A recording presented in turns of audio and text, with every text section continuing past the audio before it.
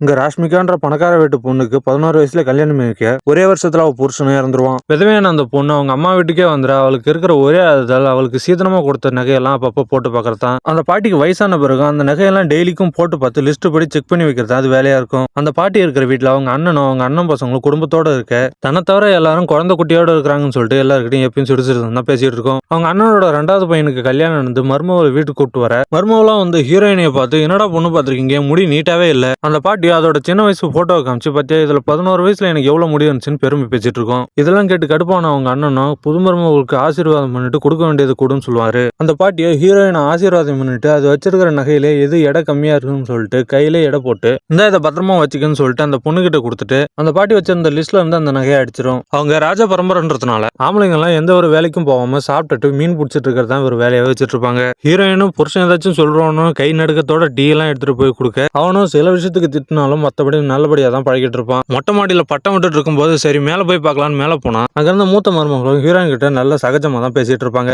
சரி ரூமுக்கு போலாம் கீழே இறங்கி போய்கிட்டு இருக்கும்போது அந்த பாட்டி ரூம்ல பூனை இருக்க பார்த்துட்டு ஐயோ பாட்டிக்கு பூனைனா அலர்ஜி, அதை துரத்தி உள்ளான்னு உள்ளார வந்து பார்த்தா அந்த பாட்டி அசைவே இல்லாம இருக்க. ஹீரோயின் உயிரோட இருக்காங்களான்னு செக் பண்ணி பார்த்தா நான் உயிரோட இல்லைன்னு சொல்லிட்டு அந்த பாட்டியோட ஆவிய சொல்ல ஹீரோயின் பயந்து வெளியே வரலான்னு பாப்பா. அந்த பேராசை பிடிச்ச கேள்வியா செத்த பிறகு ஹீரோயினை கூப்பிட்டு இங்க இருக்கிறவங்களுக்கு நான் செத்துட்டேன்னு தெரிஞ்சா என் நகையெல்லாம் எடுத்துக்குவாங்க, அதனால நீ இந்த நகையை எடுத்துட்டு போய் வச்சுக்க, இந்த நகையை நீ வச்சிருக்கிறன்னு சொல்லிட்டு யார்கிட்டையும் சொல்லவும் கூடாது, இந்த நகையை நீ விற்கவும் கூடாது, அப்படி செய்யலைன்னா உன் புருஷனை நானே கொன்னுடுவேன் அப்படின்னு சொல்லும்.